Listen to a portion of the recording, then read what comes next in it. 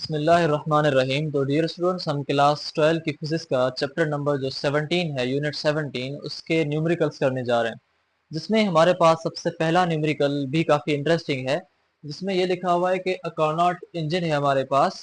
उसमें क्या हो रहा है कि it takes 2000 joules of heat, यानी कि वो कार्नोट इंजन 2000 जूल हीट अपने अंदर ले रही है from a reservoir at 500 kelvin. और जब वो हीट 2000 जूल अपने अंदर ले रही है तो उस टाइम जो टेम्परेचर है वो 500 केल्विन है। तो सबसे पहले हमने डेटा में लिखा कि आपके पास जो हीट जो सिस्टम में आई है वो कितनी है। जो सिस्टम में हीट आती है हम उसको या Q1 से लिखते हैं हम, या उसको QH से लिखते हैं। तो अकॉर्डिंग टू आपके टेक्स्ट बुक या आपके बोर्ड जो भी चीज़ आपको समझाई जाए वो आप लिखें। तो हम या QH लिखें या हम Q1 लिखें, बात सेम है।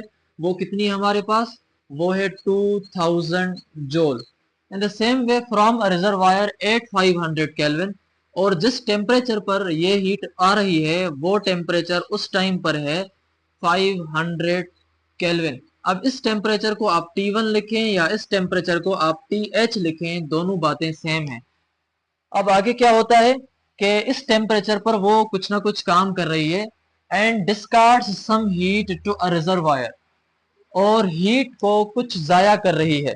और जो हीट जाया की जाती है ना उसको जाहिर किया जाता है Q2 के साथ। तो इसने ये हीट ली और ये Q2 हीट कुछ ना कुछ जाया की है, और जिस टेम्परेचर पर ये हीट को जाया कर रही है उस टेम्परेचर पर जो वैल्यू है वो कौन सा है हमारे पास, वो वैल्यू है हमारे पास 350 केल्विन। तो T1 या T2 जब आपके पास 350 केल्विन है उस टाइम उसने कुछ हीट जाया की, वो हमें मालूम नहीं है, लेकिन वहां पर जो टेम्परेचर है वो कितना है, 350 केल्विन है। तो हमने लिखा कि आपके पास जो टेम्परेचर T2 है वो 350 केल्विन है, और T2 टेम्परेचर को कोल्ड रिजर्वायर का टेम्परेचर कहा जाता है। इसी वजह से आप इसके साथ TC भी लिखते हैं, और इसके साथ TH इसलिए है क्योंकि ये हॉट रिजर्वायर का टेम्परेचर है। अब आगे क्या होगा, अब सवाल है कि how much heat is discarded, कितनी हीट जाया हुई है। तो जो हीट जाया होती है उसको हम कहते हैं Q2, या वो हीट जाया हमेशा कोल्ड रिजर्वायर से होती है, हम उसको QC भी कहते हैं। तो आप यहाँ पर Q2 लिखें या आप यहाँ पर QC लिखें या Q2 लिखें, बात सेम है। और सवाल आगे क्या है, how much work does the engine do, और वो इंजन कितना काम कर रही है, मतलब हमसे इस इंजन का वर्क भी पूछ रहा है। तो हमने लिखा कि भाई हमसे वर्क भी पूछा जा रहा है, और फिर क्या पूछ रहा है, and what is the efficiency, और उस इंजन की जो एफिशिएंसी है वो क्या है, वो भी हमने जो है यहाँ पर बतानी है।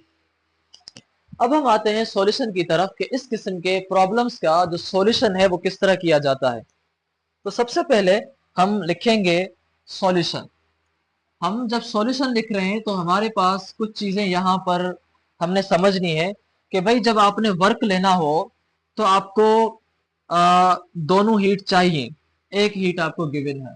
लेकिन जब आपको इफिशिएंसी मालूम करनी होती है तो वो दोनों टेम्परेचर से मालूम हो जाती है। तो सबसे पहले ये 1 है, ये आपका 2 क्वेश्चन है, ये आपका 3rd क्वेश्चन है। तो हम पहले 3rd क्वेश्चन करते हैं। तो सॉल्यूशन हम पहले करते हैं 3rd वाले का कि भाई हमने मालूम करनी है एफिशिएंसी। और एफिशिएंसी का जो हमारे पास फार्मूला है जो हमने ऑलरेडी पढ़ा हुआ है कि वो है efficiency is equal to 1 minus T2 divided by T1। और इसी फार्मूले को हम लिखते हैं इस तरह भी, 1 minus TC divided by TH, या 1 minus T2 divided by T1। बात जो है वो सेम है, डिपेंड करता है कि आपने आपके क्लास के अंदर या आपके क्लासरूम में कैसे पढ़ाया जा रहा है।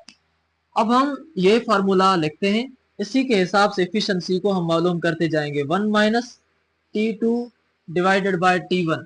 T2 का यानी कोल्ड रिजर्वायर का TC का जो वैल्यू है हमारे पास वो कितना है, 350 है। तो हमने इसकी जगह लिख दिया 350।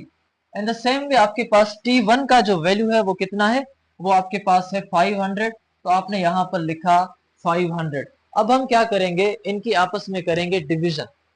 जब आप 350 को डिवाइड करते हैं 500 के साथ तो आपको वैल्यू मिलता है 0.7। जब आप इन दोनों को डिवाइड करते हैं, और 1 में से जब आप 0.7 को माइनस करेंगे तो आपको वैल्यू मिलेगा 0.3। तो एफिशिएंसी का जो वैल्यू आपको मिला है वो हकीकत में 0.3 आपका वैल्यू है। अब इसी एफिशिएंसी को अगर आप परसेंटेज में मालूम करना चाहते हैं, सो आप लिखेंगे भाई फॉर परसेंटेज। अगर आप परसेंटेज में करना चाहते हैं तो आपने मल्टीप्लाई करना होगा विथ 100 के साथ। तो इसी इफिशिएंसी को अगर आपने परसेंटेज में लेना है तो जो आपके पास वैल्यू आया है उसको मल्टीप्लाई करेंगे 100 के साथ, और जब ये 100 इसके साथ मल्टीप्लाई होगा तो ये वैल्यू हो जाएगा 30। अब हमने इस वैल्यू के साथ परसेंटेज वाली साइन देनी है, वो इस वजह से क्योंकि 100 को मल्टीप्लाई करने के बाद ये परसेंटेज में एफिशिएंसी मिली हमें। तो एफिशिएंसी का अब आपके पास वैल्यू हो गया है 30%, या नंबर्स में डेसिमल्स में 0.3। यहां तक आपको एफिशिएंसी मिल चुकी, तो हमारे पास इसका तो खेल खत्म। अब हमारे पास है वर्क। जब हम वर्क की बात करते हैं तो वर्क हमने अब फाइंड करना है। वर्क का जो फार्मूला है वो भी हम एफिशिएंसी से निकालेंगे। एफिशिएंसी का हमने एक और फार्मूला भी पढ़ा है कि एफिशिएंसी बराबर होती है वर्क अपान क्यू वन, कि भाई उसने वर्क कितना किया और उसमें हीट एड कितनी की गई, या क्यू एच भी लिखते हैं हम इसके साथ।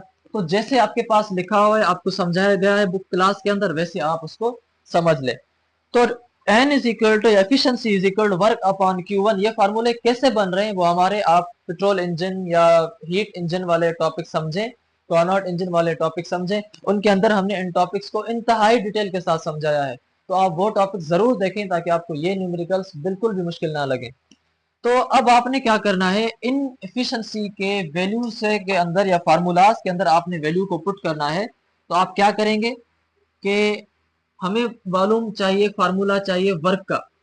तो बहरहाल हम इसी चीज को पहले सेम लिखते हैं, efficiency is equal to work upon Q one.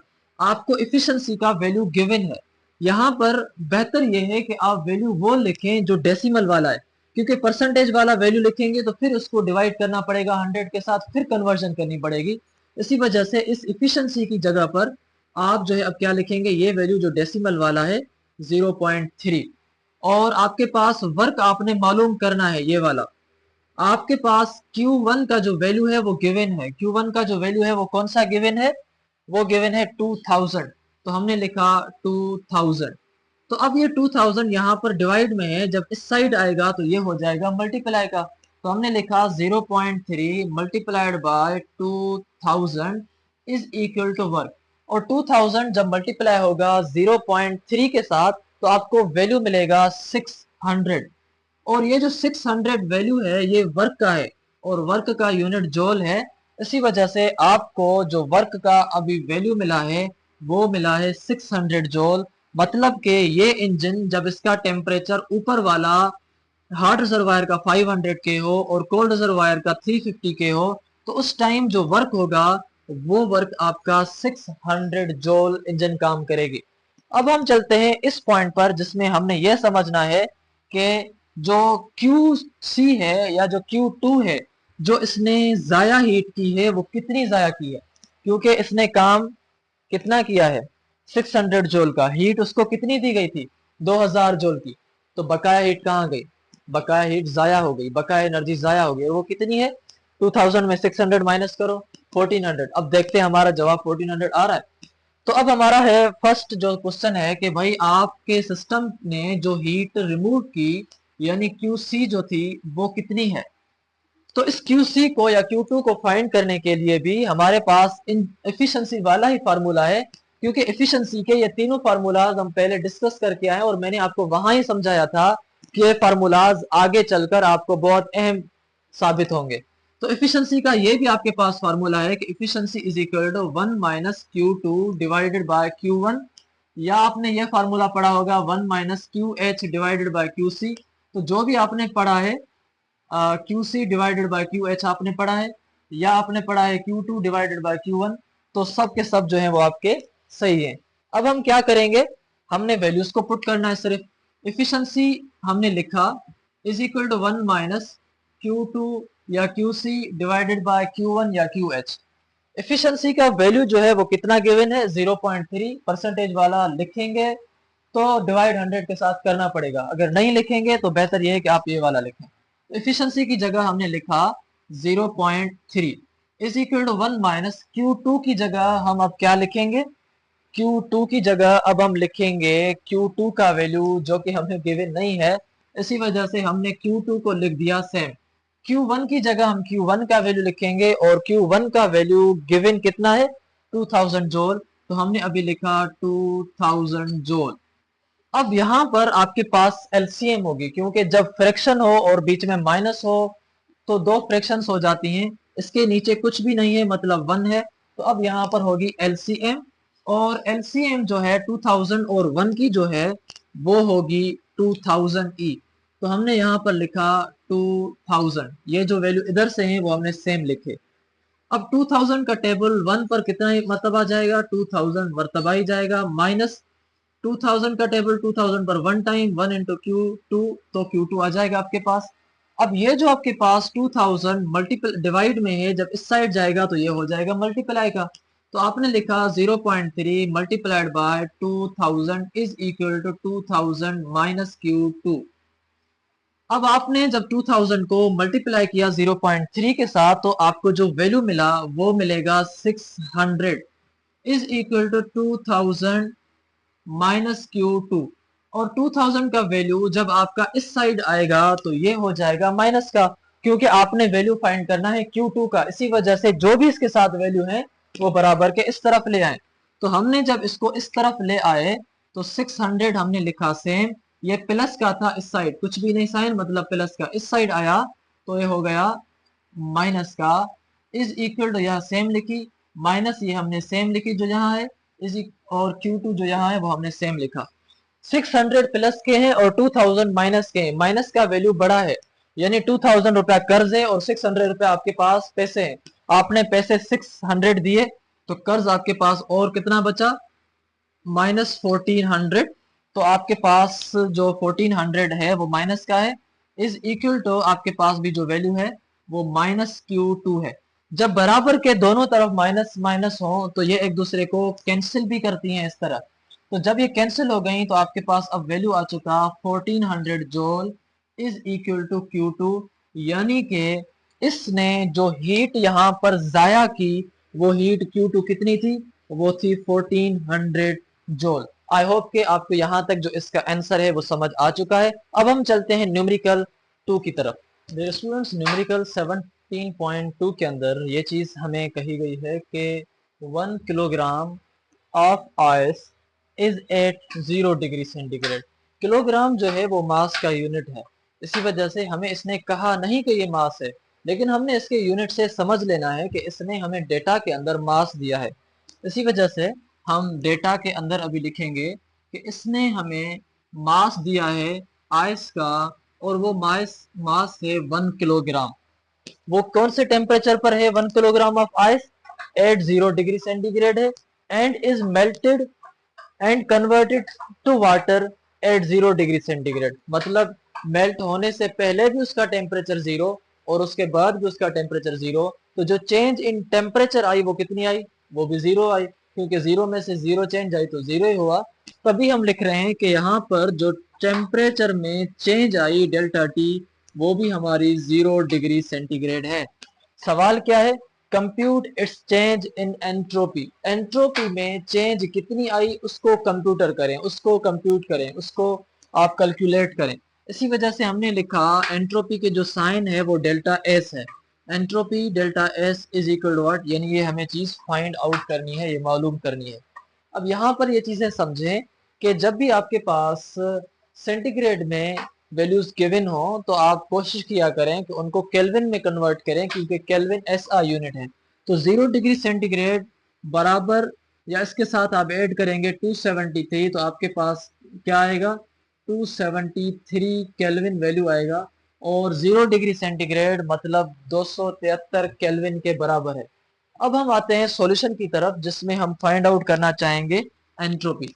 तो हमने लिखा सॉल्यूशन इसका जो है वो कौन सा होगा। अब देखें जो एंट्रोपी का हमारे पास फार्मूला है, पहले हम इस तरफ लिखते हैं, वो आपके पास फार्मूला है Q अपान डेल्टा टी। अब इस Q अपान डेल्टा टी वाले फार्मूले के अंदर आपको डेल्टा टी भी गिवन है, डेल्टा एस तो वैसे मालूम करनी है, Q आपको होना चाहिए मगर यहाँ पर गिवन नहीं है। और वो फार्मूला आप कहाँ से लाएंगे? वो फार्मूला आप लेटेंट हीट ऑफ फ्यूजन से लाएंगे, क्योंकि जब आपकी आइस जो है वो मेल्ट होती है वाटर में, तो वाटर में मेल्ट होते वक्त उस आइस को कुछ टेम्परेचर देना पड़ता है या कुछ हीट देनी पड़ती है। उस हीट का नाम लेटेंट हीट ऑफ फ्यूजन है। अब हमने ये देखना है कि वो हीट कितनी है जिस हीट ने आइस को पानी में चेंज किया, जबकि टेम्परेचर चेंज नहीं हुआ। फिर भी टेम्परेचर चेंज नहीं हुआ, आइस किस में चेंज हो गई है? पानी में चेंज हो गई है। किसने उसको चेंज किया? वो चेंज करने वाली चीज है हीट। और वो हीट, एक समझे कि आप कोई दीवार गिर रही हो और हम उसके लिए कहें कि भाई गिरती हुई दीवार को एक धक्का और दो, तो वो एक धक्का जो होता है वो लेटेंट हीट ऑफ फ्यूजन है, जो कब दिया जाता है? जब आपकी चीज सॉलिड में से वाटर में कन्वर्ट होती है, तो कन्वर्ट होने के ऐन उस वक्त जो उसको हीट दी जाती है, उस हीट का नाम लेटेंट हीट ऑफ फ्यूजन है। अब उस हीट का फार्मूला क्या है? तो सबसे पहले आप स्टेप वन में फाइंड करेंगे कि भाई स्टेप वन इसका जो है वो है कि find latent heat of fusion जो है इसकी क्या है। अब लेटेंट हीट ऑफ फ्यूजन को हम एल से भी जाहिर करते हैं, हम उसको एच एफ से भी जाहिर करते हैं, जो आप लिखें आपकी मर्जी है। वो बराबर होता है क्यू अपान एम के।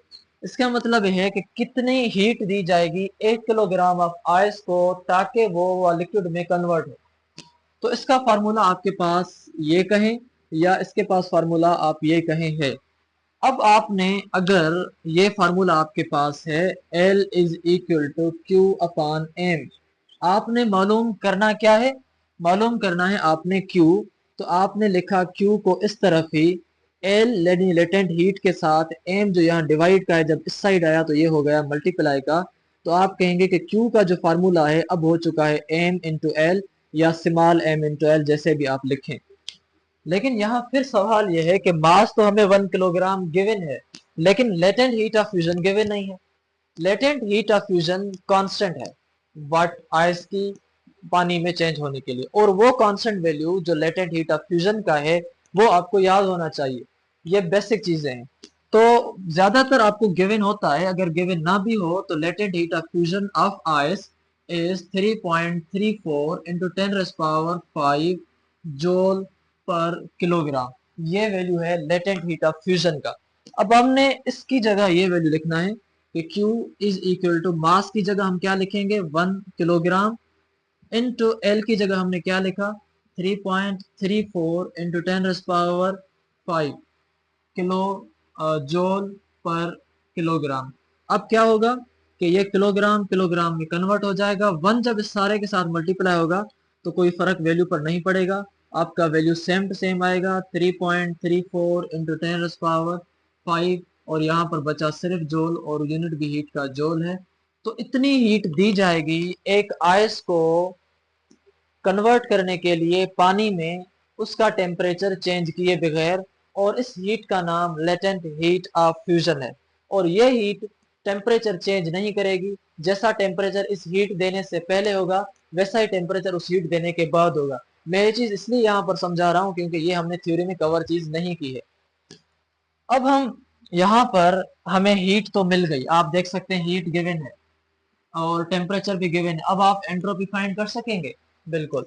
तो अब हम आते हैं स्टेप टू पर कि भाई नाउ फाइंड डेल्टा एस आपकी किसके बराबर है। तो डेल्टा एस का जो फार्मूला है वो है delta Q upon delta T. So Q upon delta T. अब आपके पास जो हीट है वो गिवन है। हीट आपके पास कितनी गिवन है? 3.34। हमने लिखा 3.3 3.334 है, 34 नहीं, 3.334। तो यहाँ पर भी हमने लिखा 3.334 डिवाइडेड बाय आपके पास जो डेल्टा टी है वो आप लिखेंगे केल्विन वाला वैल्यू, तो हमने लिखा 273। अब जब आप ये वैल्यू था 3.334 इंटू 10⁵ अब जब आप इन दोनों वैल्यूज को आपस में करते हैं डिवाइड, किन वैल्यूज को, ये जो वैल्यूज है, अब आप उसको छोड़े एक मरतबा, डेल्टा एस अब आपके पास क्या आएगा, तो आपके पास वैल्यू आता है 0.012212 और यहाँ पर आपके साथ ये जो वैल्यू है ये मल्टीप्लाई में है, तो आपने ये वैल्यू इसके साथ मल्टीप्लाई में इंटू 10⁵ लिख दिया। अब आपने इस वैल्यू को, ये जो एक्सपोनेंशियल नोटेशन है ये खत्म करना है, तो ये जो पॉइंट है ये 5 टाइम आगे जाएगी, 1 2 3 4 5। तो हमने लिखा कि अब आपके पास जो पॉइंट है वो आ चुकी है यहाँ पर, तो ये आगे वाला जो जीरो है, जीरो और 1 2 2 1, यहाँ पर पॉइंट आई है 2। अब ये जो जीरो है या इस लिखने का कोई फायदा नहीं, इसी वजह से आपके पास वैल्यू आ चुका है 1221.2। अब ये जो आपके पास वैल्यू है वो है जूल पर केल्विन का, क्योंकि आपके पास ये वैल्यू होता है किसका, एंट्रोपी का। तो 1221.2 ये जो वैल्यू है आपका, ये एंट्रोपी का वैल्यू है। अब बुक के अंदर आपके पास वैल्यू है 1220, लेकिन यहाँ पर अगर आप कैलकुलेशन कर रहे हैं तो आपके पास ये वैल्यू आ रहा है। तो हो सकता है कि मैथमेटिकल एरर्स आपके पास कुछ बुक के अंदर कुछ कैलकुलेशंस, प्रिंटिंग मिस्टेक्स हो या टाइपिंग मिस्टेक्स हो, तो इन चीज़ों को आपने जो है वो नज़र में रखना है, क्योंकि यहाँ पर जो हमने प्रोसेस किया है वो कम्प्लीटली एक्यूरेट है। तो इसका मतलब ये है कि जब आप बर्फ़ को चेंज कर रहे हैं पानी में, और बर्फ़ पहले जो है ऑर्डर में थी, अब बर्फ़ जो है वो पानी में जब बदल चुकी है तो वो डिसऑर्डर में है। अब उसकी एंट्रोपी में जाहिर सी बात है चेंज आई, वो जो चेंज आई उसकी एंट्रोपी में, वो चेंज इतनी है 1221.2 जूल पर केल्विन, और ये इसी का आंसर है।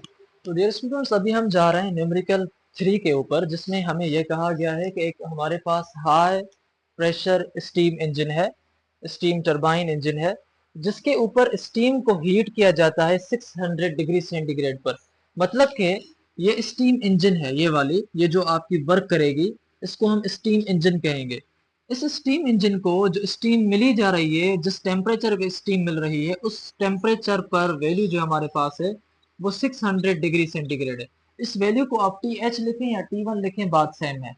And exhausted at about 90 degree centigrade, और ये स्टीम जब 600 डिग्री सेंटीग्रेड टेम्परेचर वाली इस इंजन के अंदर आई, फिर इस इंजन ने कुछ काम किया और कुछ स्टीम को एग्जॉस्ट कर दिया, बाहर निकाल दिया, और जिस टेम्परेचर पर उसको बाहर निकाला उस टेम्परेचर को T2 लिखें आप, या उसको TC लिखें, वो हमारा है 90 डिग्री सेंटीग्रेड। अब सवाल यह है कि what is the highest possible efficiency, इस इंजन की जो हाईएस्ट पॉसिबल इफिशिएंसी है वो क्या होगी, यानी इस टेम्परेचर्स पर, जब उसका हायर टेम्परेचर ये हो, लोअर टेम्परेचर ये हो, तो बताएं कि उस इंजन ने कितनी इफिशिएंसी से काम किया होगा। इसी वजह से हम पहले इसकी जो डेटा है वो लिखते हैं। डेटा में हमें कहा गया था जो उसका टेम्परेचर हॉट रिजर्वायर वाला है, यानी टेम्परेचर जो 1 वाला है, वो है 600 डिग्री सेंटीग्रेड, और जो हमारे पास टेम्परेचर कोल्ड रिजर्वायर पर था, या जो टेम्परेचर हमारे पास 2 था, वो है 90 डिग्री सेंटीग्रेड। अब हमारे पास जो सवाल है वो ये है कि what is the highest possible efficiency, तो हमने जो मालूम करना है वो मालूम करनी है इफिशिएंसी। मगर आगे चलने से पहले मैं आपको ये बात बता दूं कि अगर आपके पास टेम्परेचर डिग्री सेंटीग्रेड्स में दिया जाए तो आपने उसको कन्वर्ट करना होता है केल्विन में। तो इस सेम में अगर आप 600 डिग्री सेंटीग्रेड को कन्वर्ट करेंगे केल्विन में, तो आप 600 के साथ प्लस करेंगे 273, तो आपके पास वैल्यू आएगा 873 केल्विन, और ये जो वैल्यू है वो हमारा केल्विन में टेम्परेचर है। अब हम जो है वो कन्वर्ट करना अब हम जो है वो कन्वर्ट करना चाहेंगे इस वैल्यू को 90 डिग्री सेंटीग्रेड को, तो 90 प्लस 273 इज इक्वल टू हमारे पास कौन सा वैल्यू आएगा, हमारे पास जो वैल्यू आता है अब आता है वो 363 केल्विन। अब ये जो टेम्परेचर है आपका, ये टेम्परेचर T2 वाला टेम्परेचर है। ये कुछ ऐसी चीजें हैं जो हमें सॉल्यूशन में जाने से पहले डेटा के अंदर ही कर लेनी होती हैं, ताकि हमें वहां जाकर परेशान ना करें। अब हम चलते हैं सॉल्यूशन की तरफ।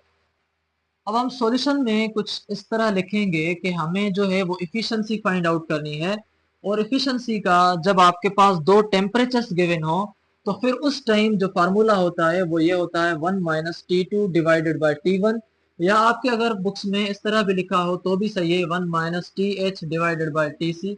दोनों तरीकों से वैल्यू सही है, या आप ऐसे लिखें या आप ऐसे लिखें, दोनों बातें हमारी एक जैसी ही हैं। अब हम क्या करेंगे, वैल्यू पुट करेंगे इसके अंदर। तो अगर हम वैल्यू यहाँ पर पुट करते हैं अभी, तो हमने लिखा 1 - T2 डिवाइडेड बाय T1।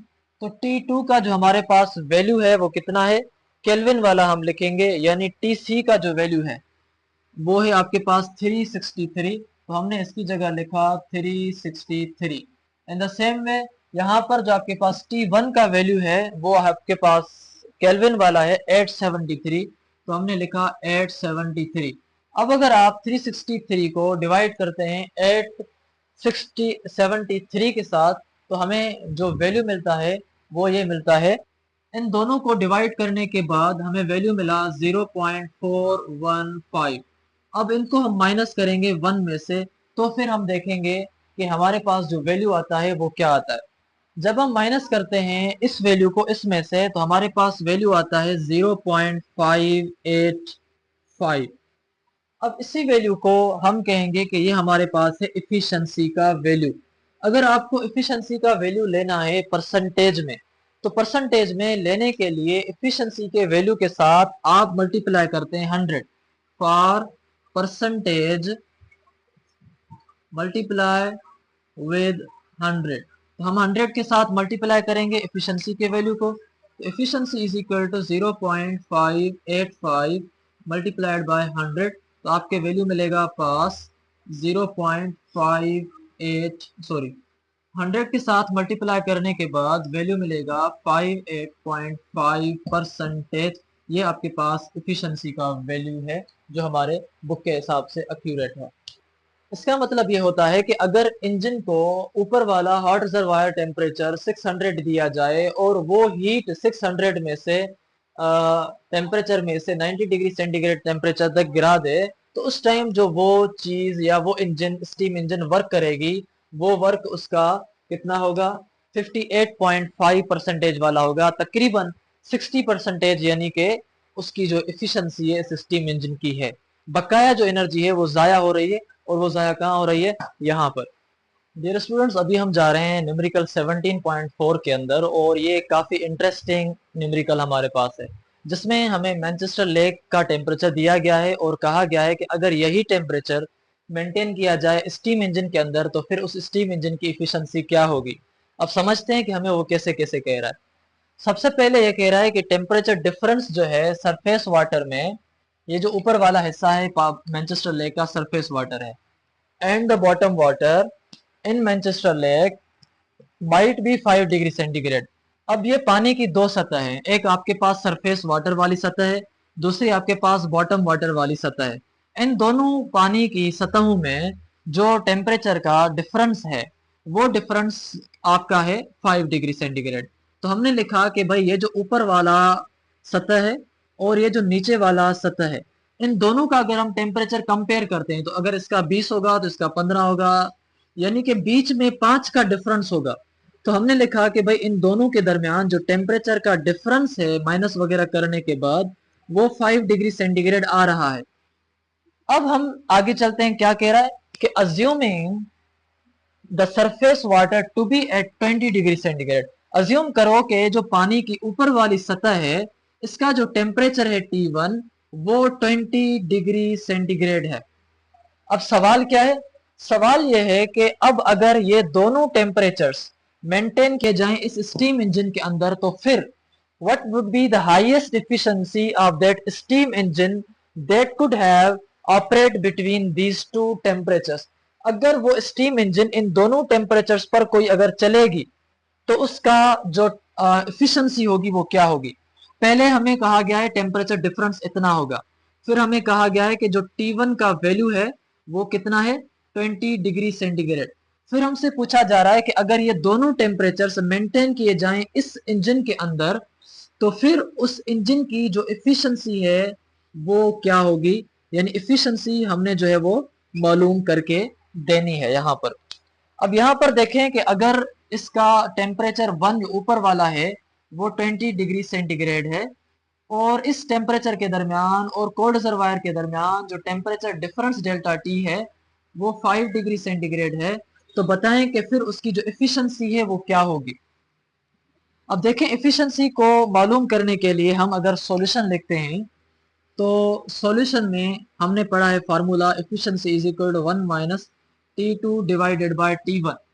देखें, हमें T2 का वैल्यू चाहिए, मगर यहाँ पर वैल्यू T2 का गिवन नहीं है, उसकी जगह आपको डेल्टा टी का वैल्यू गिवन है। तो आप इस डेल्टा टी के वैल्यू से आप जो है वो T2 का वैल्यू निकालेंगे। वो कैसे, अब यहाँ पर समझे।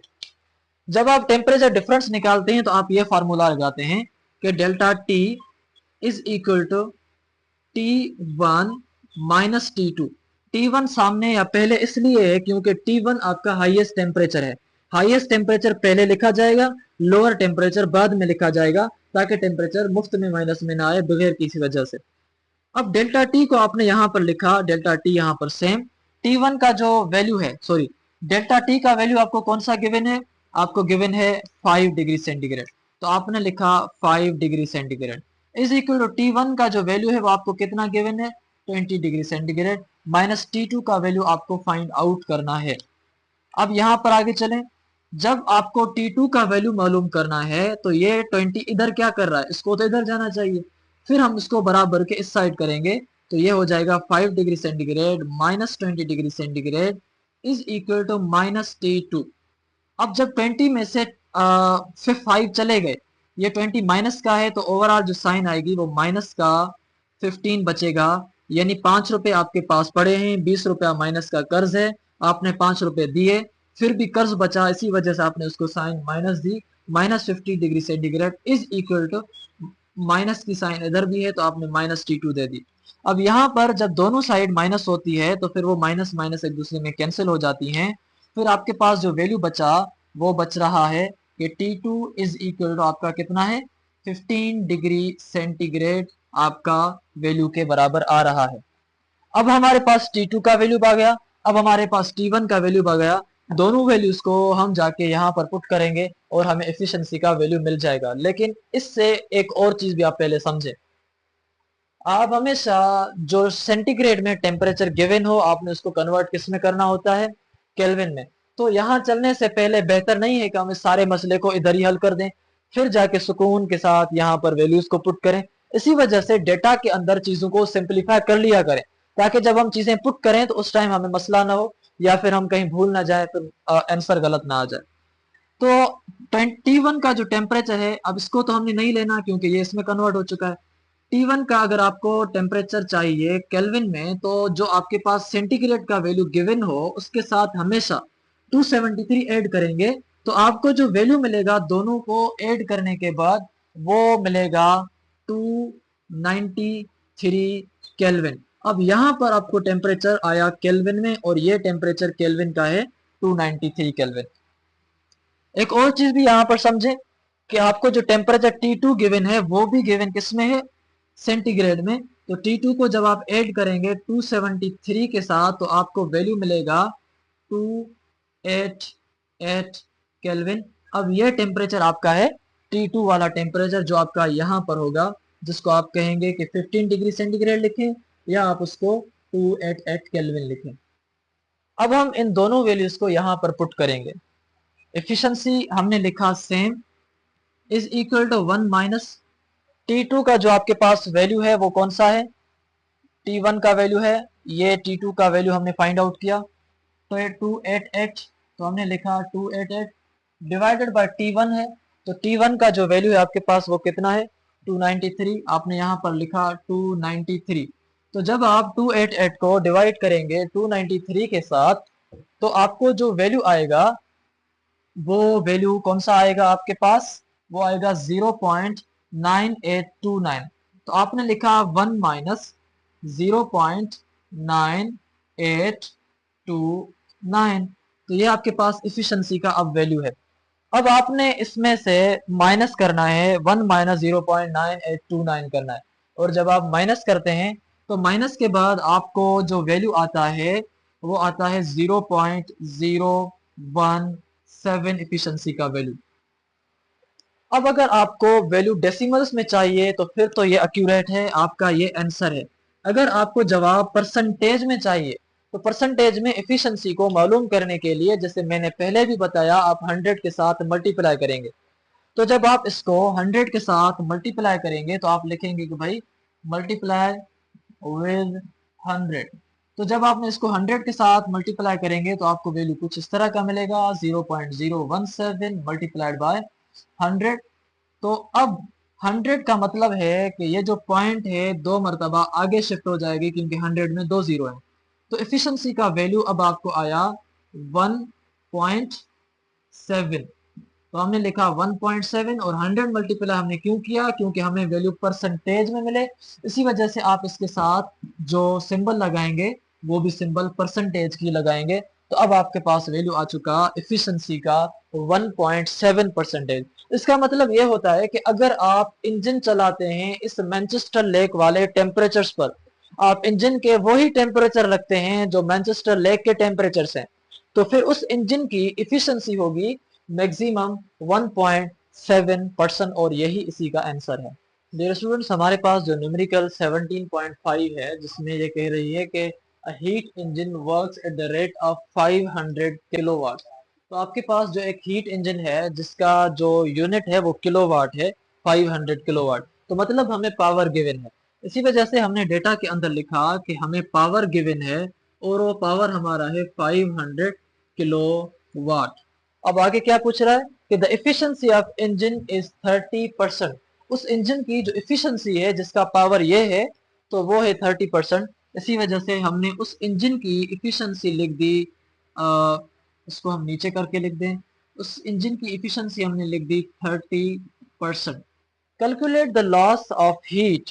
आप लॉस ऑफ हीट मालूम करें, लेकिन इसको हम कहेंगे जो लॉस होती है हीट हम उसको कहते हैं Q2 या QC, वो हमने मालूम करना है पर आवर, मतलब यहाँ पर हमें टाइम भी मिला हुआ है। तो इसी वजह से हमने लॉस ऑफ हीट की जगह लिखा कि आपने भाई Q2 जो है वो मालूम करना है, और आपने दूसरा टाइम कितना गिवन है, टाइम गिवन है आपको 1 आवर, तो आपने लिख दिया कि 1 आवर हमें टाइम गिवन है। यहाँ पर आप कुछ चीजें देखें कि जो हीट सिस्टम में एंटर होती है हम उसको क्यू गेन कहते हैं, या क्यू एच आप उसको कहें, या आप उसको Q1 कहें। जो सिस्टम से हीट बाहर निकलती है, जो ये कह रहा है कि लॉस हो रही है, उसको हम Q2 कहते हैं, या उसको हम कोल्ड रिजर्वायर की हीट कहते हैं, या हम उसको हीट लॉस कहते हैं। ठीक है, अब हम चलते हैं सॉल्यूशन की तरफ। लेकिन सॉल्यूशन पर चलने से पहले एक चीज आप जरूर याद रख लें कि डेटा को सॉल्यूशन पर जाने से पहले सिंप्लीफाई कर दिया करें। मिसाल के तौर पर यहाँ 500 किलोवाट है, किलो किसके बराबर है वो यहीं लिख दें।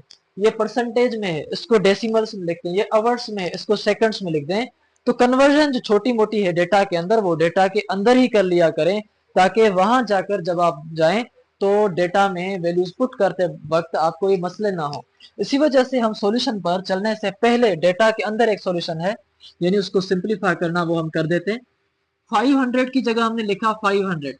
किलो का मतलब होता है 1000, या किलो का मतलब होता है 10⁻³ इसी वजह से हमने किलो की जगह लिख दिया मल्टीप्लाइड बाय 1000। आगे से जो ये वाट है, ये हमने वाट जो है वो लिखा है सेम। अब जब आपका 500 मल्टीप्लाई होता है इस 1000 के साथ, तो आपको पावर का वैल्यू मिलेगा 500,000, और ये वाट का आपको मिला है पावर। तो अब आप न्यूमेरिकल के अंदर, सॉल्यूशन के अंदर जो पावर का वैल्यू लिखेंगे वो ये वाला लिखेंगे जो सिंप्लीफाइड है। अब हम देखते हैं कि हमारे पास जो एफिशिएंसी है जो कि 30% लिखी हुई है, हमने इसको डेसिमल्स में लिखना है। इसी वजह से आपको ये चीज याद होनी चाहिए, ये मालूम होनी चाहिए कि जो लफ्ज आपके पास या जो सिंबल परसेंट है, इस परसेंट का मतलब होता है पर सेंट। अब पर का मतलब होता है अपान, यानी 1/, सेंट का मतलब होता है 100। सेंचुरी भी इसमें से निकली हुई है, तो सेंट का मतलब है 100। तो आपने लिखा परसेंट यानी 1/100। तो जहां भी परसेंटेज लिखा होगा सिंबल, आप उसको डेसिमल्स में कन्वर्ट करना चाहेंगे, तो इसका मतलब होता है कि उसके साथ आप 100 डिवाइड करेंगे। तो मतलब आप उसके साथ मल्टीप्लाई करेंगे, परसेंटेज की जगह आप लिखेंगे मल्टीप्लाइड बाय 1 100 जो कि आपने यहाँ समझा। अब ये जब 1 मल्टीप्लाई होगा 30 के साथ तो ये हो जाएगा 30, ये 100 इसके साथ मल्टीप्लाई होगा तो ये हो जाएगा 100। तो 30 डिवाइडेड बाय 100 का जो अब आपके पास वैल्यू आएगा वो आएगा 0.3। अब ये एफिशिएंसी का वो वैल्यू है जो आपको डेसिमल्स में मिला है। अब आपने दूसरी चीज यहाँ पर यह करनी है कि जो टाइम आपको आवर्स में मिला हुआ है, आपको टाइम कलाक में मिला हुआ है, आपने इसको सेकंड्स में कन्वर्ट करना है। क्योंकि एमके सिस्टम में, मीटर किलोग्राम सेकंड सिस्टम में या ऐसा सिस्टम में आपको जो टाइम गिवन होना चाहिए वो सेकंड्स में होना चाहिए। इसी वजह से आपने यहाँ पर क्या करना है कि आवर को कन्वर्ट करना है सेकंड्स में। अब आपके पास यहाँ आवर्स कितने गिवन है, एक दिया गया है तो आप यहाँ पर एक लिखेंगे। अगर 2 लिखा होता तो आप 2 लिखते, जितने लिखे होते आप इतने लिखते। आपने यहाँ पर लिखा 1। अब मुझे ये बताएं कि भले कोई भी कलाक हो, एक कलाक के अंदर कितने मिनट्स होते हैं? आप कहेंगे 60, तो हमने उसके साथ मल्टीप्लाई करना होगा 60 मिनट। हर मिनट के अंदर कितने सेकंड्स होते हैं? कहेंगे 60।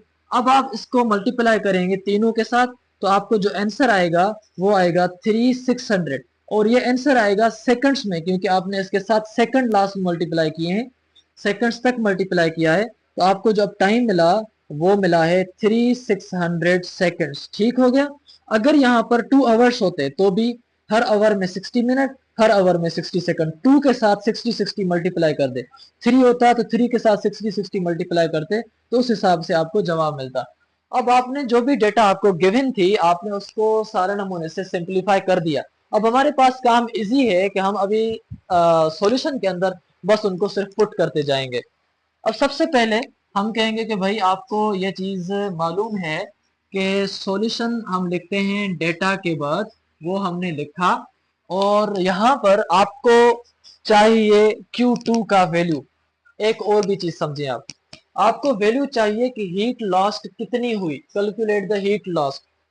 हीट लॉस को मालूम करना है आपने, लेकिन क्या आपको पता है कि हीट दी कितनी गई उसको? वो आपको पता नहीं है। तो फिर क्या आप मालूम कर पाएंगे? या फिर क्या आपको पता है कि सिस्टम ने काम कितना किया? वो भी हमें पता नहीं। इसी वजह से ये हीट लॉस तब होती है जब काम होता है, और काम तब होता है जब हीट दी जाती है। ना तो हमें इसका पता है, ना तो हमें इसका पता है, और पता करना है इसका, ये कैसे? इसी वजह से अगर आपने इसको मालूम करना है Q2 को, आपको वर्क मालूम करना पड़ेगा। अगर वर्क को मालूम करना है तो वर्क के बाद आपने फिर किसको मालूम करना पड़ेगा? Q1 को मालूम करना पड़ेगा। तभी हम कह रहे हैं हमारी चीज 3 स्टेप्स में होगी। पहले हम वर्क फाइंड करेंगे ताकि हम Q1 फाइंड कर सकें, फिर हम जो है वो Q1 फाइंड कर सकें करेंगे ताकि हम Q2 फाइंड कर सकें। तो हम लिखेंगे स्टेप 1 फाइंड वर्क। स्टेप आपका है वर्क, उसमें हम क्या करेंगे कि भाई work is equal to what. अब आपने ये पढ़ा है कि वर्क को फाइंड करने के वैसे तो मुख्तलिफ फार्मूले हैं, लेकिन यहाँ पर जो डेटा के हिसाब से आपको फार्मूला मिलेगा वो होता है power is equal to work upon time.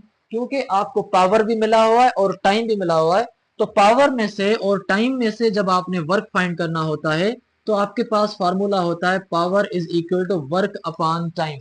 ठीक है, ये आपके पास फार्मूला होता है P is equal to W upon T. अब आपने इस फार्मूले के अंदर वैल्यूज को पुट करना है कि भाई P is equal to W upon T होता है। वर्क कितना है वो आपको मालूम है? नहीं है, तो आपने उसको छोड़ देना है। पावर आपको मालूम है? जी हाँ वो मालूम है, और वो कितना है? वो है 500,000। तो आप इसकी जगह लिखेंगे, पावर की जगह लिखेंगे आप 500,000 मल्टीप्लाइड बाय, या पावर इज इक्वल टू, ये आपने लिख दिया पावर का वैल्यू। अब आप लिखेंगे वर्क का वैल्यू। वर्क का वैल्यू आपको गिवन नहीं है, और डिवाइडेड बाय टाइम का वैल्यू। टाइम का वैल्यू आपको कितना गिवन है वो अब आप वो लिखेंगे जो आपको सेकंड्स में गिवन है। अगर आप वैल्यू वहां पर आवर वाला लिखते फिर कन्वर्जन करनी पड़ती। आपने यहाँ पर अच्छा काम किया, आप वहां ही कन्वर्ट करके आए। अब यहाँ पर सिर्फ वैल्यू को पुट करेंगे 3600। और यहाँ पर अगर आप देखें तो वैल्यू मालूम आपको वर्क का करना है। इसी वजह से ये जो वैल्यू मल्टीप्लाई डिवाइड का है जब इस साइड आएगा तो ये हो जाएगा मल्टीप्लाई का। तो अब हम लिखेंगे 500,000 multiplied by 3600 is equal to, यहाँ पर किसका वैल्यू बचा है? वर्क का वैल्यू बचा है। जब आप मल्टीप्लाई करेंगे इस वैल्यू को इस वैल्यू के साथ, तो आपको जो वैल्यू मिल रहा है इज इक्वल टू वर्क। आप वर्क को बराबर इस तरफ से लिखें या आप इसको इस तरफ से लिखें, कोई भी मसला नहीं है। यानी कि वर्क का जो वैल्यू आपको आया है वो इतना जूल्स आया है। अब आपको ये पता चल गया कि इस इंजन ने इतना काम किया है। अब जब इसने इतना काम किया है तो ये किस हीट की मदद से किया है? Q1 की मदद से किया। अब वो Q1 कितनी है वो हम अब जो है फाइंड करने जा रहे हैं। तो अब आपके पास है स्टेप 2, जिसमें आपने क्या करना होगा कि फाइंड Q1 यानी कि हीट सप्लाइड या हीट एडेड। जो हीट उसको दी जाती है दरअसल वो हीट उसमें ऐड हो जाती है और उसको आप हीट गेन्ड भी कहते हैं। अब आप देखें यहाँ पर, अगर आपने Q1 फाइंड करना है तो आप ये एक चीज फार्मूला पढ़ के आए हैं कि जो एफिशिएंसी का फार्मूला है वो है efficiency is equal to work upon Q1। ये हमने फार्मूला पढ़ा हुआ है कि भाई आउटपुट अपॉन इनपुट। उसने वर्क कितना किया और उसके बदले उसको हीट मिली कितनी थी। उसने वर्क कितना किया और उसके बदले उसको हीट मिली कितनी थी, तो हमें एफिशिएंसी का फार्मूला मिलता है। ये हम पहले फार्मूले पढ़ के आए। अगर आपको इन फार्मूलाज के बारे में सही नमूने से पता नहीं चल रहा कि ये कहाँ से आ रहे हैं, तो आप वो वीडियोस हमारे जरूर देखें जिसमें हमने हीट इंजन की एफिशिएंसी को समझा है, जो कि आपका लेक्चर नंबर 2 है 17 चैप्टर का, वो आप जरूर समझें। उसके बाद अब ये फार्मूला आप लिखेंगे efficiency is equal to work upon Q1। हमने यहाँ पर ये लिखा सेम, ठीक है। एफिशिएंसी का जो वैल्यू है यहाँ पर आप वो लिखेंगे जो परसेंटेज वाला नहीं है, क्योंकि परसेंटेज को आपने रिप्लेस किस में किया है 0.03 में। अगर यहाँ वैल्यू लिखते परसेंटेज वाला तो भी सही था, मगर फिर कन्वर्जन करनी पड़ती। तो आपने इसकी जगह लिखा अभी 0.03। वर्क का वैल्यू आपको गिवन है, जी हाँ गिवन है, तो आप इसकी जगह वो वैल्यू लिख दें, क्योंकि गिवन है तो हम वो वैल्यू लिखेंगे। तो 1800 फिर 000 फिर उसके साथ है 000। अब आपको वैल्यू चाहिए Q1 का, इसी वजह से ये डिवाइड वाला जब इस साइड आएगा तो ये हो जाएगा मल्टीप्लाई का Q1 multiplied by 0.03 is equal to, बाकी क्या बचा आपके पास यहाँ 1800 एंड देन 000। अब ये Q1 के साथ मल्टीप्लाई में है। ये वैल्यू जब बराबर की इस साइड आएगा, क्योंकि हमें वैल्यू Q1 का चाहिए और Q1 के साथ जो भी चीजें हैं वो अकेली होनी चाहिए, वो गुम कर देनी चाहिए, दूसरी तरफ भेजनी चाहिए। इसी वजह से जब ये बराबर के वैल्यू दूसरी तरफ आ गया तो ये हो जाएगा 0.03 डिवाइड में। तो फिर इसको यहाँ लिखने का कोई फायदा नहीं है। अब आपके पास Q1 का वैल्यू क्या मिलेगा जब आप इस सारे वैल्यू के साथ डिवाइड करेंगे 0.03 नहीं बल्कि 0.3। यहाँ पर भी हम क्या लिखेंगे 0.3। तो हमने जब इसके साथ लिखा डिवाइड किया वैल्यू 0.3, तो हमें Q1 का वैल्यू मिला है 6 के साथ। अब आप 3 मरतबा 330 देंगे तो ये मिलेगा आपका Q1 जोल्स में। अब आपने वो हीट भी मालूम कर ली जो उसको दी जा रही थी, और वो वर्क भी मालूम कर लिया जो उस हीट में से उसने वर्क किया। अब इतना इसने वर्क किया, इतनी उसको एनर्जी दी गई थी, बाकी उसने जाया कितने की, वो जाया अब यहां से आप फाइंड करेंगे। वो आप जाया इस तरीके से भी फाइंड कर सकते हैं। तो उसको फाइंड करने के लिए आप जाएंगे स्टेप 3 में और आप कहेंगे कि भाई यहाँ पर अब आप फाइंड करो Q2 यानी हीट लॉस। आप इसको हीट लॉस लिखें या Q2 लिखें, डिपेंड्स ऑन यू कि आप उसको कितना एक्सप्लेन करते हैं। अब आपने फाइंड करना है कि Q2 जाया कितना हुआ। देखें, हीट जो टोटल सप्लाई की गई थी वो कौन सी है Q1। तो आपने लिखा फार्मूला कि Q1 वो हीट है जो टोटल सप्लाई की गई थी, उसमें से उसने काम कितना किया W किया, तो आपने लिखा W। फिर उसमें से उसने जाया कितना किया Q2, तो आपने लिखा Q2। यानी कि अब ये जो Q1 है वो बराबर है total work plus last heat, जाया होने वाला हीट भी और उसने जो काम किया वो भी, दोनों को मिला के हम कहेंगे कि हमने इन्वेस्ट हीट इतनी की थी, जिसमें हमने जो है पैसे वापस इतने मिले और इतने पैसे जाया हो चुके हैं। दोनों को मिला के हमें वो पैसे मिल रहे हैं जो हमने उसको दिए थे। अब आपने Q1 का वैल्यू गिवन है, आपको वे वैल्यू कितना गिवन है आपने वो लिखना है 6000 आपने लिखा, फिर उसके साथ 30 और 3 मरतबा इज इक्वल टू वर्क का जो वैल्यू है वो कितना है, वर्क का वैल्यू आपको गिवन है यहाँ पर 1800 000 एंड अगेन 000। फिर ये तो आपने लिख दिया सारा वैल्यू वर्क का। ये जो Q2 है ये आपने लिखेंगे प्लस Q2, ठीक है। अब आपको मालूम करना है Q2 का वैल्यू। इसी वजह से वो जो वैल्यू है आपका वो बराबर के इस साइड आएगा, ये वाला, ये प्लस का है तो ये साइड हो जाएगा माइनस का। तो आपने अब लिखा 6,000 और 30 और 30 और माइनस ये सारा वैल्यू लिखें आप 1800 30 इज इक्वल टू Q2। जब आप इस सारे वैल्यू में से माइनस करते हैं 1800 000 एंड 000 तो आपको वैल्यू मिलता है 4200 एंड 000 इज इक्वल टू, ये वैल्यू मिला है आपको Q2 का। ये सारा वैल्यू आपको किस में मिला है, जोल्स में मिला है। अब आप इसको अगर कन्वर्ट करना चाहें एक्सपोनेंशियल नोटेशन में तो भी आपकी मर्जी है। हम कैसे करेंगे, पॉइंट अगर यहाँ पर आपको नहीं दिख रही कि पॉइंट कहाँ पर है तो इसका मतलब ये है कि पॉइंट उसकी लास्ट में है, हमारी पॉइंट यहाँ पर है। अब आप इसको एक्सपोनेंट में कन्वर्ट करना चाहते हैं, इसी वजह से पॉइंट को आगे मूव करना चाहते हैं। 1 टाइम 2 टाइम 3 टाइम 4 5 6 7 8 9, पॉइंट आपकी कितनी मरतबा शिफ्ट हुई है, 9 टाइम शिफ्ट हुई है। और कहां पर आई है, 4 और 2 के बीच में आई है, तो आपने लिखा 4.2। इन सारों की जगह आप लिखेंगे इंटू 10 कितनी मरतबा पॉइंट शिफ्ट हुई, 9 टाइम्स, तो आपने लिखा 9 और इसका यूनिट कौन सा है, जोल इज इक्वल टू Q2। अब ये जो वैल्यू है, ये वैल्यू है या ये जो वैल्यू है वो हीट का वो वैल्यू है जो हीट जाया हुई, हीट जो सप्लाई की गई थी वो इतनी थी, उसमें से जो काम हुआ वो इतना है, उसमें से जो जाया हुई वो ये है, और ये जो है इसका आंसर है। डियर स्टूडेंट्स, न्यूमेरिकल 17.6 के अंदर ये चीज़ है कि एक हीट इंजन है जो परफॉर्म कर रही है वर्क 0.4166 वाट का। अब वाट से ये मालूम है कि यहाँ पर हमें पावर गिवन है क्योंकि पावर का यूनिट वाट होता है। तो इसी वजह से ये जो डेटा हमें यहाँ मिली वो हम साथ साथ में लिखते जाएंगे ताकि हमसे कोई भी डेटा मिस ना हो। तो हमने लिखा कि पावर जो हमें वहां पर गिवन है वो है 0.466 वाट की, जो सिंबल है वो कैपिटल W है। और वो कितने में पावर सप्लाई वर्क कर रही है या काम कर रही है, वो इन 1 आवर, 1 कलाक के अंदर, ठीक है, ये 1 आवर है। तो मतलब हमारे पास जो टाइम है वो 1 आवर है, तो हमने लिखा 1 आवर। तो अब हम आगे चलते हैं। एंड रिजेक्ट्स फॉर 500 जूल, इसने जो ये काम किया था वो इतने वाट का किया, पावर इतने का किया, और इसने जो हीट निकाली बाहर, रिजेक्ट की, इजेक्ट की, एग्जॉस्ट की, वो हीट कितनी है, वो 500 जूल है जो उसने लास्ट हीट की है। तो हमने लिखा कि जो भी हीट लास्ट की जाती है उसको हम या तो Q2 से जाहिर करते हैं या तो हम उसको QC से जाहिर करते हैं।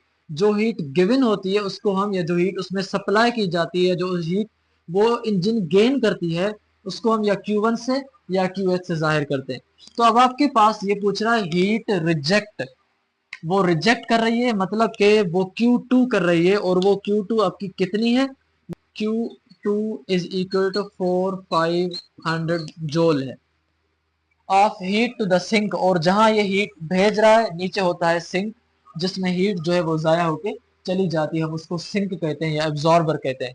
अब सवाल ये है कि what is the efficiency of engine, इस इंजन की जो इतनी हीट जाया कर रही है और इतना पावर काम कर रही है 1 कलाक के अंदर, तो बताएं कि उसकी फिर इफिशिएंसी क्या होगी। अब आप यहाँ पर ये चीज समझें, जैसे हम बार बार कहते हैं कि जो भी डेटा के अंदर चीजें गिवन हो उनको डेटा के अंदर ही सिंप्लीफाई करके फिर सॉल्यूशन की तरफ जाएं।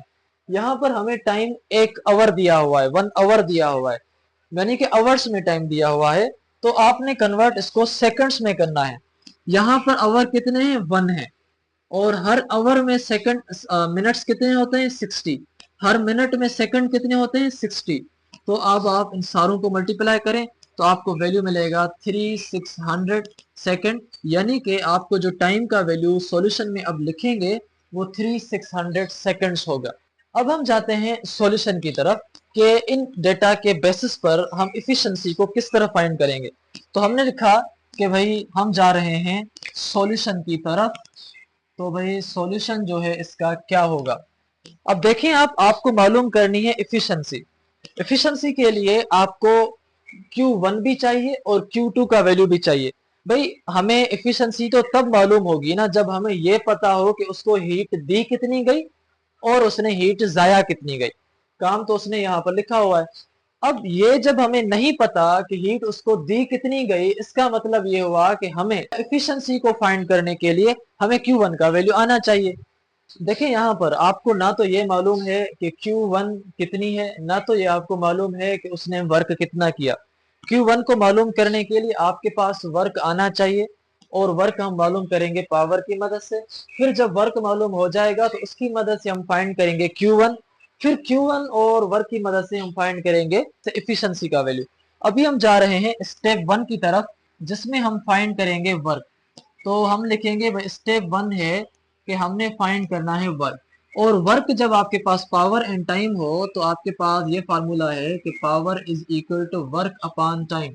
आपको मालूम करना है वर्क, इसी वजह से टाइम जब आएगा बराबर की इस तरफ तो ये हो जाएगा power into time is equal to W। अब पावर का आपके पास जो वैल्यू है वो कितना गिवन है वो आप लिखें 0.466 वाट मल्टीप्लाइड बाय टाइम का जो आपके पास वैल्यू है वो 3600। तो आपने ये लिखे सेम इज इक्वल टू हमने लिख दिया W। अब जब आप 0.466 को मल्टीप्लाई करते हैं 3600 के साथ तो आपको वैल्यू मिलता है 1499.765। ये जो आपका वैल्यू है सारा, ये वैल्यू है आपका जूल्स में और ये वैल्यू आपका होता है वर्क का वैल्यू। अब आपने इसका जो ये वर्क है वो तो आपने मालूम कर दिया। अब ये वर्क इसने किया और इतनी हीट इसने लॉस्ट की, तो बताएं कि इसको हीट मिली कितनी थी। अब आप वो फाइंड करेंगे। तभी हम जा रहे हैं अभी स्टेप 2 की तरफ। स्टेप 2 में हम फाइंड करेंगे Q1। ठीक है। और Q1 आपको फॉर्मूला पता है कि भाई Q1 बराबर होती है is equal to work plus Q2। यानी कि Q1 की आधी एनर्जी वर्क में जाती है, आधी एनर्जी बाहर सिंक में जाती है। इसी वजह से टोटल एनर्जी Q1 की W प्लस Q2 के बराबर होती है। और यहाँ पर जो वर्क हुआ है वो कितना हुआ है, वर्क हुआ है आपका 1499.765 प्लस में Q2 का जो वैल्यू है वो आपको यहाँ पर क्या गिवन है, जी हाँ 4500। तो आपने लिखा ये वाला 4500। तो जब आप इन दोनों को आपस में ऐड करते हैं तो आपको वैल्यू मिलता है 5999.76 जोल। ये आपका वैल्यू है Q1 का। अब आपने Q1 भी फाइंड कर दिया कि इतनी हीट सप्लाई की जा रही है, उसमें से इतना काम हुआ और उसमें से इतनी हीट जाया हुई। अब आप फाइंड कर सकेंगे कि जो इफिशिएंसी है वो कितनी बनेगी या उसकी जो इफिशिएंसी होगी वो क्या होगी।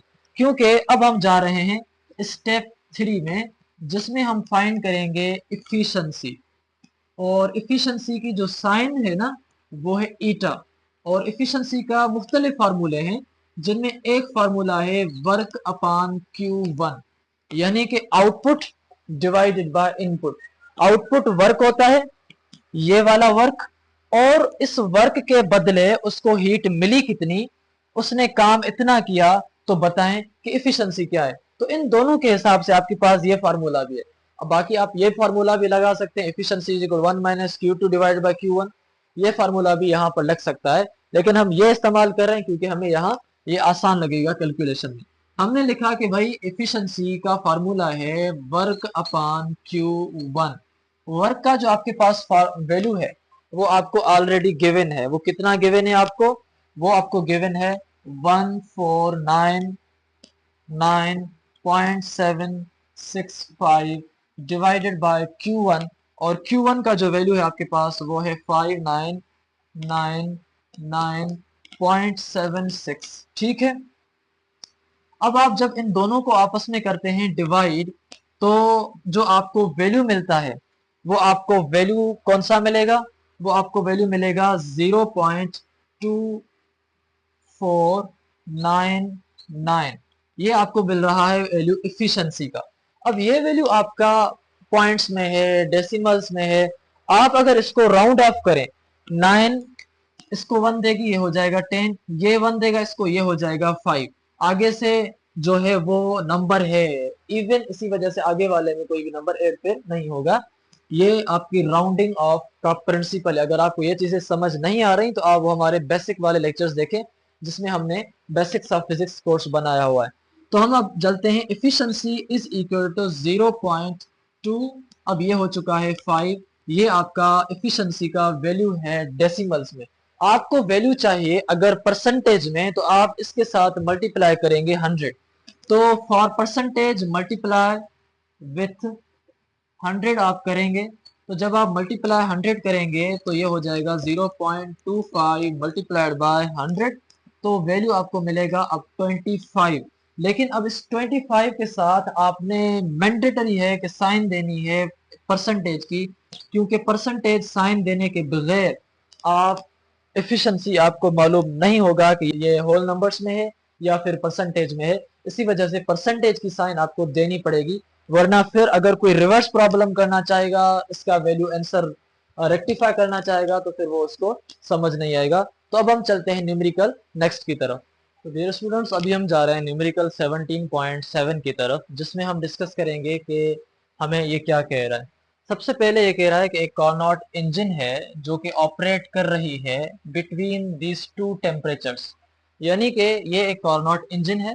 इसका जो इनिशियल टेम्परेचर यानी हॉट रिजर्वायर का टेम्परेचर है T1, वो 850 है, और जो उसका T2 है वो कोल्ड रिजर्वायर का टेम्परेचर है यानी TC जो टेम्परेचर है वो 300 के है। तो जो जो डेटा हमें वो देता जा रहा है हम वो लिखते जाएंगे।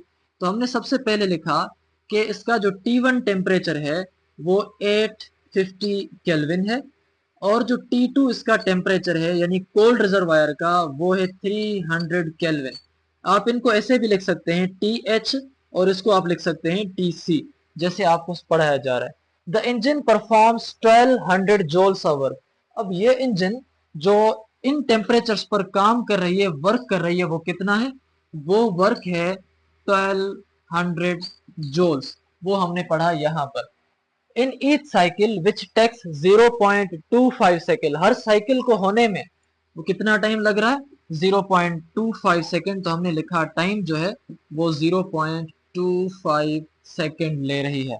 अब आते हैं इसके सवालात। सबसे पहला सवाल के पूछती है कि what is the efficiency of this engine, इस इंजन की इफिशिएंसी क्या होगी? तो हमने कहा कि एक क्वेश्चन है कि भाई इसकी जो इफिशिएंसी है वो क्या है। आगे हम चलते हैं, what is the average power of this engine. तो दूसरा इसका जो सवाल है वो है बी, कि आप उसका फाइंड करें कि उसका पावर क्या होगा, यानी कि इसकी इफिशिएंसी क्या है, इसका पावर क्या है। और अब हम जा रहे हैं कि how much energy is extracted as heat from higher temperature reservoir, higher temperature reservoir में से कितनी हीट को नीचे निकाला गया। तो जो हीट इसमें से नीचे आती है उस हीट का नाम होता है Q1। तो हमसे मतलब ये पूछ रहा है कि इस हॉट रिजर्वायर से कितनी हीट को नीचे वर्किंग सब्सटेंस ने एक्सट्रैक्ट किया, खींचा, तो वो होगी Q1। यानी कि सी क्वेश्चन में हमसे पूछ रहा है कि Q1 या जो QH है वो कितनी है। डी क्वेश्चन में हमसे पूछ रहा है कि how much energy is delivered as heat to the low temperature reservoir, यानी कि ये जो कोल्ड टेम्परेचर वाला रिजर्वायर है, वर्किंग सबस्टेंस में से कितनी हीट जाया होकर इस लो टेम्परेचर रिजर्वायर में डिलीवर हो गई, उसमें चली गई। यानी कि यहाँ पर वो हमसे Q2 पूछ रहा है। तो हमने कहा कि जो आपका सवाल डी है वो है कि Q2, या आप उसको कहें QC, वो पूछ रहा है कि is equal to question mark, यानी क्या होगा। अब हम जाते हैं सॉल्यूशन की तरफ। सॉल्यूशन में हम सबसे पहले फाइंड करेंगे एफिशिएंसी को। एफिशिएंसी का हमने फार्मूला पढ़ा है कि वो है आपके पास जब दो टेम्परेचर्स आपको गिवन हो, तो फिर उस टाइम आपने जो एफिशिएंसी का फार्मूला लगाना होगा वो होगा 1 minus T2 divided by T1। आपने अभी तक बहुत सारे एफिशिएंसीज के फार्मूले पढ़े हैं, लेकिन अकॉर्डिंग टू डेटा आपको जो एफिशिएंसी का फार्मूला लग सके वो आप लगाएंगे। ऐसे नहीं है कि कोई मतलब यहाँ पर कोई कॉम्प्लेक्सिटी है, जो फार्मूला लग सके, अगर दोनों लग रहे हैं तो उनमें से एक लगाएं, अगर एक लग रहा है तो फिर तो जाहिर सी बात है एक ही लगेगा। तो अलग अलग फार्मूले हैं सब, लेकिन काम हमें एक ही करके देंगे, वो इफिशिएंसी फाइंड करके देंगे। तो efficiency is equal to 1 minus T2 divided by T1 जो है वो फार्मूला है। इफिशिएंसी को हमने लिखा सेम, T2 का जो वैल्यू है आपको वो गिवन है, वो कितना है 300 के, तो आपने T2 की जगह लिखा 300, और T1 का जो वैल्यू है वो आपको कितना गिवन है 850, तो आपने अभी लिखा है यहाँ पर 850। अगर आप डिवाइड करते हैं 300 को 850 के साथ तो आपको जो वैल्यू मिल रहा है वो क्या वैल्यू मिलेगा, वो अब हम देखते हैं यहाँ पर। तो वो वैल्यू आपका है इज इक्वल टू 1, ये आपने लिखी सेम, ये माइनस आपने लिखी सेम, ये आप लिखेंगे 0.352941। ये जो वैल्यू है हमने ज्यादा लिखा है, पॉइंट्स के बाद 3 लिखने होते हैं, लेकिन उसके ज्यादा हमने वैल्यू लिखे, क्योंकि अगर आप वैल्यू कम लिखेंगे तो आपका जो आंसर है लास्ट में उसमें कुछ पॉइंट्स का या कुछ ना कुछ डेसिमल्स का फर्क आ रहा है। इसी वजह से आप ये वैल्यू वैसा का वैसा लिखें जैसे हमने कहा है। अगर आपको बातें समझ आ रही हैं और ये सब चीजें समझ आ रही हैं तो हमारे चैनल को सब्सक्राइब करें, और साथ साथ में लाइक और कमेंट भी करते जाएं, ताकि हमें ये मालूम हो कि आपने कितना समझा और आपको कैसा समझ आया। और आपको अगर कोई क्वेश्चंस अराइज हो रहे हैं तो वो आप भी जरूर कमेंट बॉक्स के अंदर लिख दे जाएं। तो जब आप अभी माइनस करेंगे इस सारे वैल्यू में से, तो अब आपके पास वैल्यू आ रहा है 0.647059। तो इफिशिएंसी जो आपकी है वो हमारे पास अभी पहुंच चुकी है, ये वाली। तो अब आपने इस इफिशिएंसी का वैल्यू लेना है परसेंटेज में, और जब आपने वैल्यू परसेंटेज में लेना है तो उसके लिए आपने मल्टीप्लाई करना होता है वैल्यू को 100 के साथ। तो हमने कहा कि efficiency is equal to 0.647 multiplied by 100। जब 100 के साथ मल्टीप्लाई हुआ तो अब ये आपका वैल्यू हो जाएगा एफिशिएंसी इज इक्वल टू 64.7। ये परसेंटेज का वैल्यू है, लेकिन 0.7 है, ये पॉइंट के बाद जो वैल्यू है वो 5 से ग्रेटर है, इसी वजह से इसकी एक पॉइंट इधर आएगी। तो एफिशिएंसी का अब आपको वैल्यू मिलेगा कंप्लीट 65%, हमने जो है वो वैल्यू यहाँ पर लिख दिया। अब हम जाते हैं कि हमारे पास ये जो पावर है ये किस तरह से फाइंड होता है। तो सबसे पहले हम क्या करेंगे कि भाई हमने ये मालूम किया था ए पार्ट, अब हम मालूम करने जा रहे हैं बी पार्ट, और बी पार्ट में हमने मालूम करना है पावर। ये था इसका आंसर। अब पावर का जो वैसे फार्मूला है वो है power is equal to work upon time. ठीक है, तो आपने लिखा यहाँ पर पावर इज इक्वल, यहाँ पर लिखा वर्क और यहाँ पर लिखा टाइम। वर्क का जो वैल्यू है वो आपको गिवन है, वो वर्क का वैल्यू कितना गिवन है, वो आपने लिखा 1200, तो हमने यहाँ पर भी लिखा 1200, और डिवाइडेड बाय आपके पास टाइम है, और टाइम कितना है 0.25, तो हमने लिखा 0.25। अब जब आप पावर का वैल्यू मालूम कर रहे हैं और 1200 को आप डिवाइड करते हैं 0.25 के साथ, तो आपको पावर का वैल्यू मिल रहा है 4800 वाट। अब ये जो है आपका पावर का आंसर है।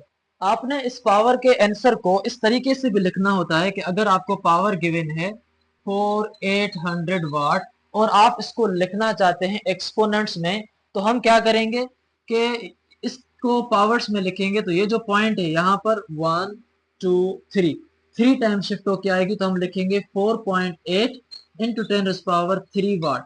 और ये जो 10⁻³ वाला वैल्यू है इसकी जगह हम किलो लिखते हैं, क्योंकि किलो के अंदर 1000 पड़ता है और 1000 बराबर होता है 10⁻³ के। तो अब आपके पास पावर का वैल्यू आ गया 4.8 किलो वाट, हमने जो है इसका वाट लिख दिया। ठीक है, अब हम जा रहे हैं कि आपके पास ये जो वैल्यू है Q1 का, ये हम किस तरह फाइंड करें।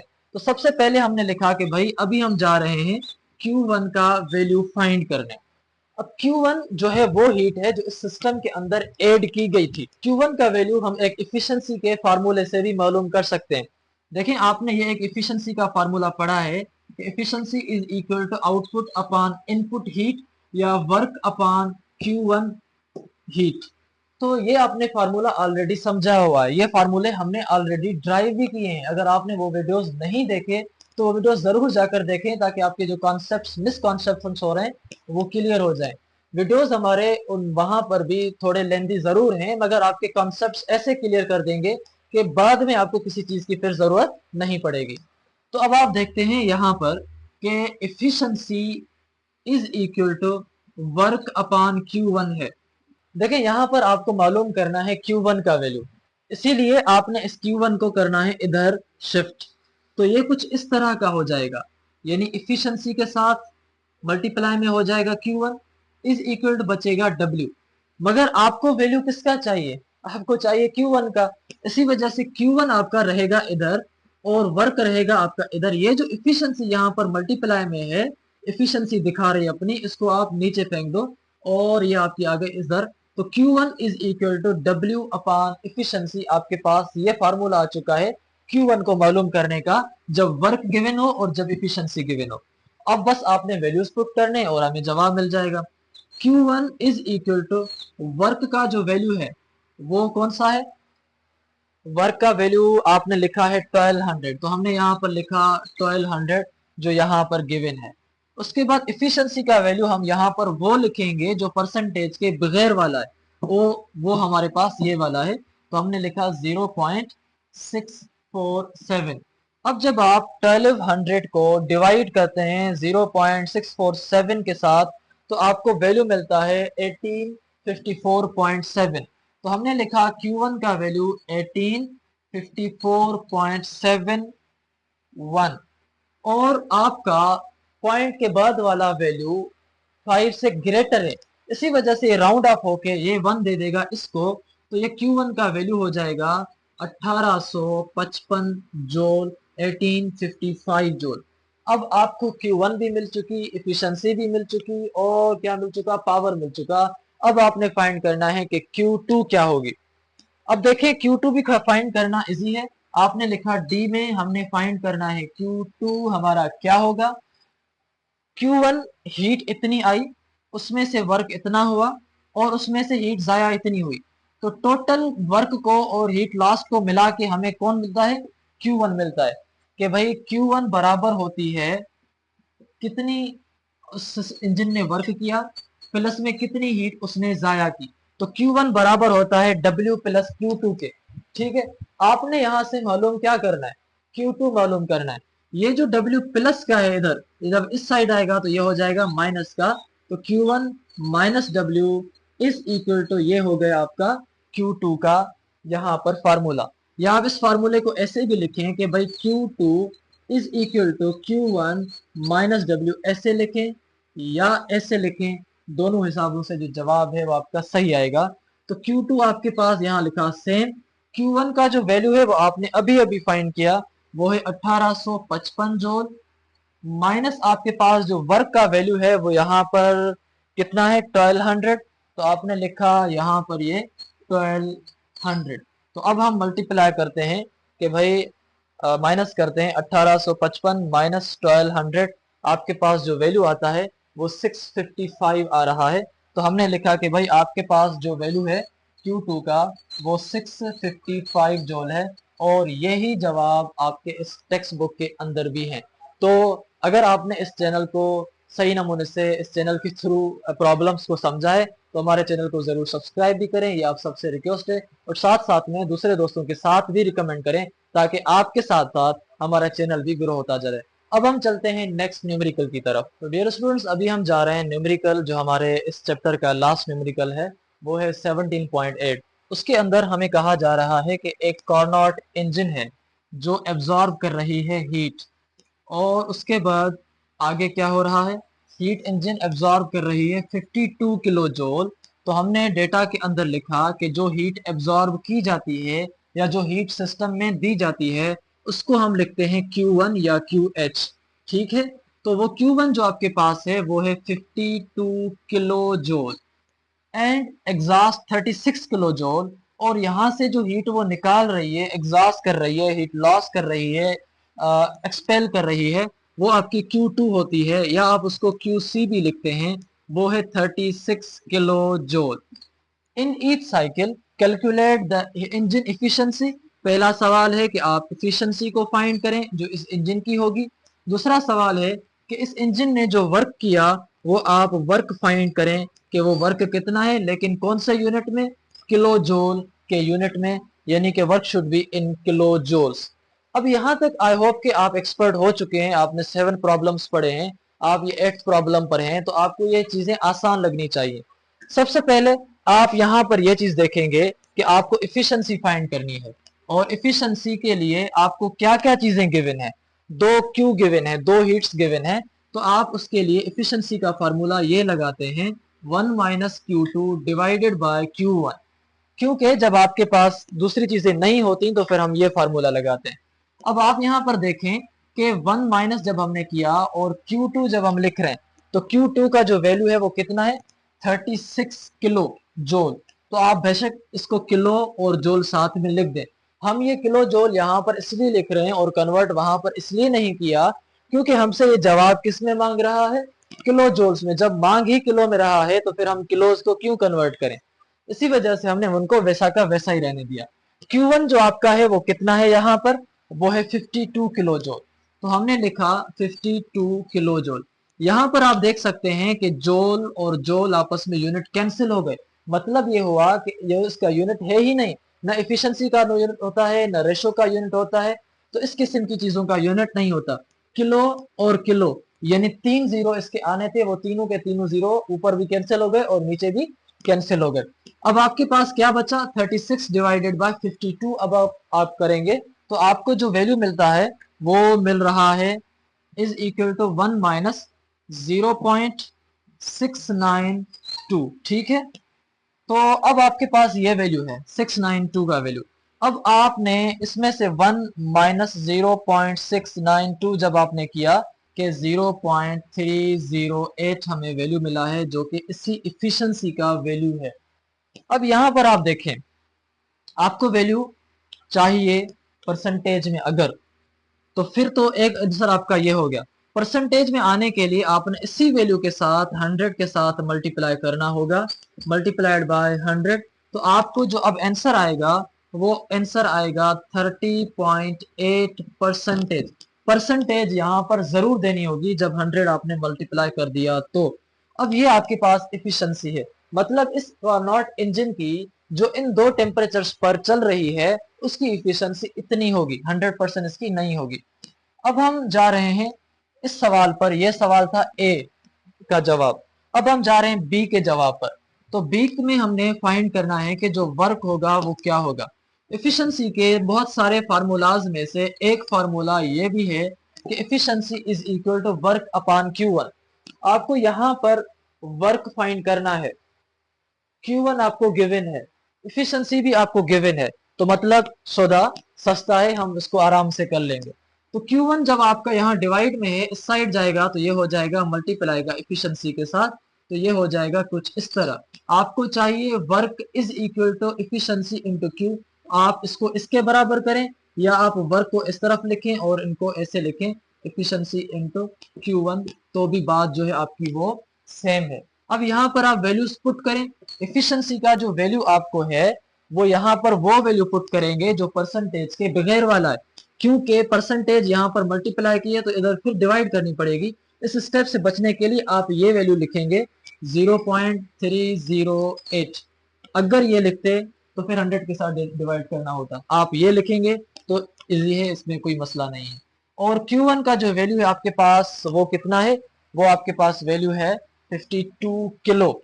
तो हमने लिख दिया यहाँ पर 52 किलो हमने लिखा। ठीक है, किलो हम क्यों लिख रहे हैं, क्योंकि हमें वैल्यू की किलो में चाहिए। अब हम क्या करेंगे, 52 के साथ मल्टीप्लाई करेंगे ये सारा वैल्यू, तो हमें वैल्यू मिला है अब 16, और ये इसका होता है यूनिट जोल, और ये इसके साथ किलो है तो ये किलो भी इसके साथ आ जाएगा। तो वर्क आपके पास जो आ चुका है वो अब आ चुका है 16 किलो जोल, जो इस बुक के हिसाब से एक्यूरेट आंसर है। तो यहाँ तक आपके सारे प्रॉब्लम्स खत्म हो चुके। अब सब आपसे रिक्वेस्ट है कि अगर आपने सीखा है और इस चैनल की वजह से सीखा है तो इस चैनल को भी जरूर आप ग्रो करवाने के लिए दूसरे दोस्तों के साथ रिकमेंड करें, अपने फ्रेंड के साथ उनको क्लास में कहें कि भाई इस चैनल को देखें, ये चीजें समझा रहा है। अगर आप दूसरी चीजों का, दूसरे दोस्तों का भला करेंगे तो इनडायरेक्टली आपका भला होता है। क्योंकि ये चीजें बज़ाहिर दिखती नहीं, लेकिन भलाई का बदला भलाई होता है। इसी वजह से आप दूसरे दोस्तों के साथ रिकमेंड करें, उनको इस बात पर जोर दें कि वो यहाँ से चीजें सीखें, ताकि उनको आराम से और इसी नमूने से समझ आ सके। दूसरी चीज ये है कि जो दोस्त आपके वीक बेसिक रखते हैं, जिनको बेसिक नहीं आ रहा, आपने देखा होगा कि हमने हर स्टेप को स्टेप बाय स्टेप किया है, कोई भी चीज को हम डायरेक्ट नहीं कर रहे। तो जिन स्टूडेंट्स का जो मैथ का बेसिक है वो कच्चा है, उनकी फिजिक्स उनको सही नमूने समझ नहीं आ रही, तो आप उनको भी जरूर जो है वो इस चैनल में रिकमेंड करें, ताकि वो भी सीख सकें, ताकि वो भी आपके शाना बशाना चल सकें, ताकि वो भी अपने करियर के अंदर कामयाब हो सके। तो मिलेंगे नए वीडियो में, तब तक दीजिए इजाजत। अल्लाह हाफिज।